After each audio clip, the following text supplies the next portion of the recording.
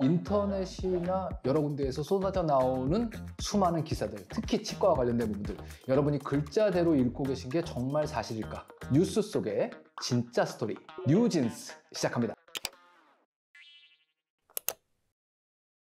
자, 이번 기사는 동아일보 기사입니다. 치주염, 심혈관 질환, 당뇨로 이어져 스케일링 꾸준히 받으세요.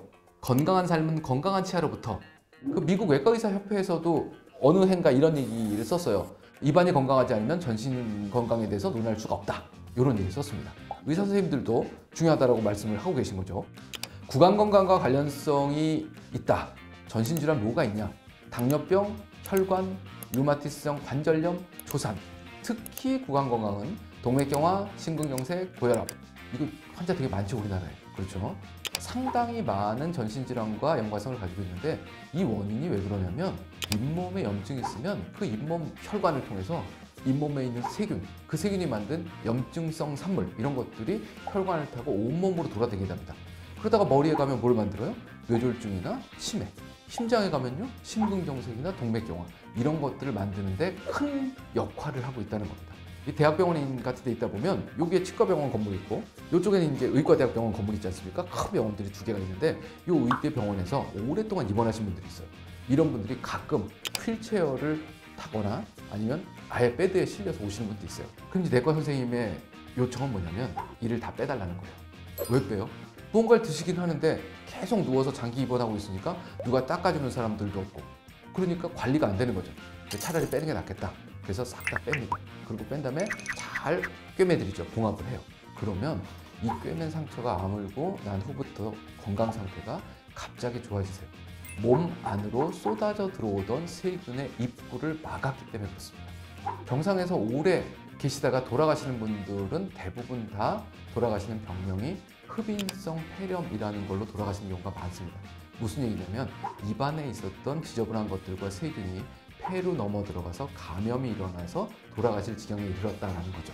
결국 입안에 있는 것들이 몸 안으로 들어가면 큰 문제를 일으킵니다.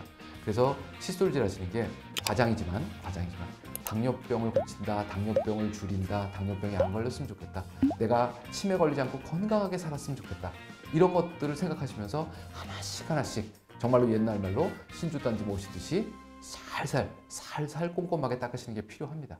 여기서부터 잘못된 말이 있습니다. 구강 건강을 위한 대표적인 방법인 스케일링은 사람마다 적정한 주기가 다른 것으로 알려져 있다. 일반적으로 치주 상태가 아주 좋고 관리가 잘 된 경우에는 연 1회, 그렇지 못한 경우에는 연 2 내지 3회로 횟수를 조정해야 된다.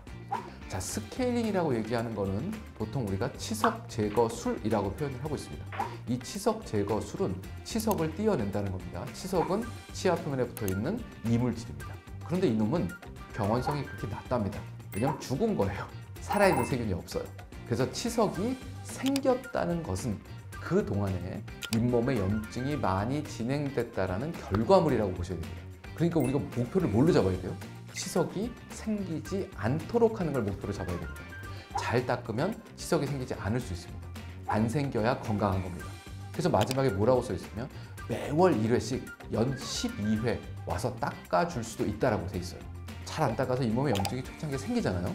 그럼 이게 잇몸 살의 염증인데 시간이 지나면 뼈가 녹습니다. 이게 보통 그 자리에 한 달 동안 거의 칫솔이 한 번도 안 닿았을 때만 잇몸뼈가 녹는답니다. 그 자리에서만 치석이 생기대요. 근데 매일매일 한 달 동안 안 닿을 정도로 못 닦고 있다 그러면 차라리 치과에 와서 매달 스케일링 받으라는 되게 안타까운 얘기를 하고 있는 겁니다. 그러니까 자기 이빨은 자기가 닦아야 되지 않겠습니까? 집 청소는 매일매일 집주인이 해야 되는데 매일 청소업체를 부르거나 일주일에 한 번씩 부르는 것도 집안을 깨끗하게 유지하는 방법이겠다. 이렇게 쓰는 건 별로 좋은 건 아닌 것 같아요. 그렇죠? 자기는 자기가 닦아서 스케일링을 되도록 안 할 수 있게 만드는 게 좋겠다는 거죠. 잇몸에서 피가 나면 칫솔질이 잘못된 게 아닌지 걱정하는 경우가 많다. 건강한 잇몸은 칫솔이 닿는다고 피가 나지 않습니다. 그래서 교수님이 이렇게 말씀하셨죠. 이미 염증 생긴 상태이기 때문에 반드시 치과를 방문해서 치료를 받아야 된다. 따라서 스케일링으로만 끝날 수도 있지만 잇몸 치료를 진행해야 하는 경우도 많다. 근데 피가 나는 걸 멈추게 하는 건 사실은 스케일링이 아니고 칫솔질입니다.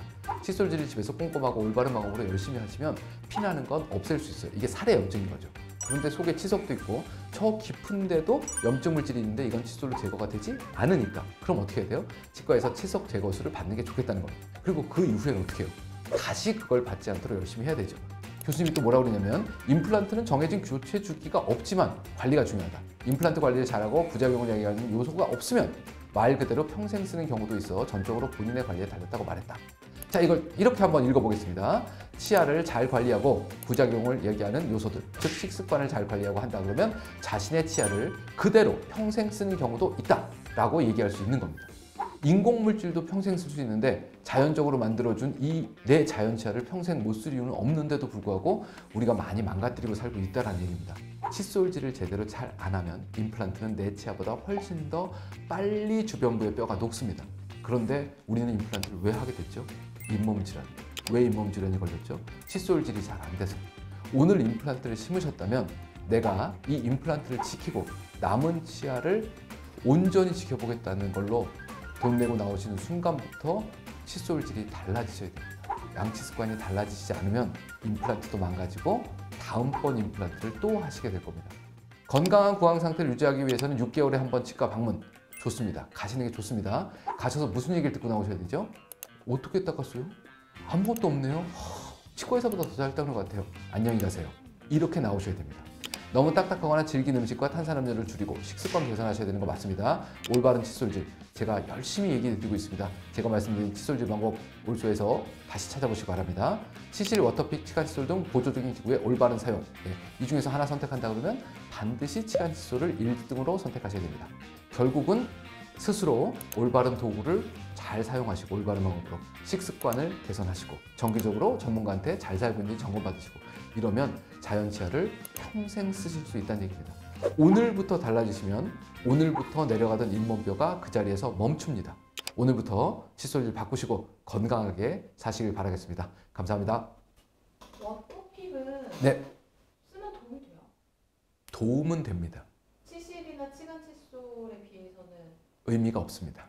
세차장에 갔어요. 고압 세차건으로 팍 뿌려요. 그 세차 끝났다고 나온 사람 아무도 없죠.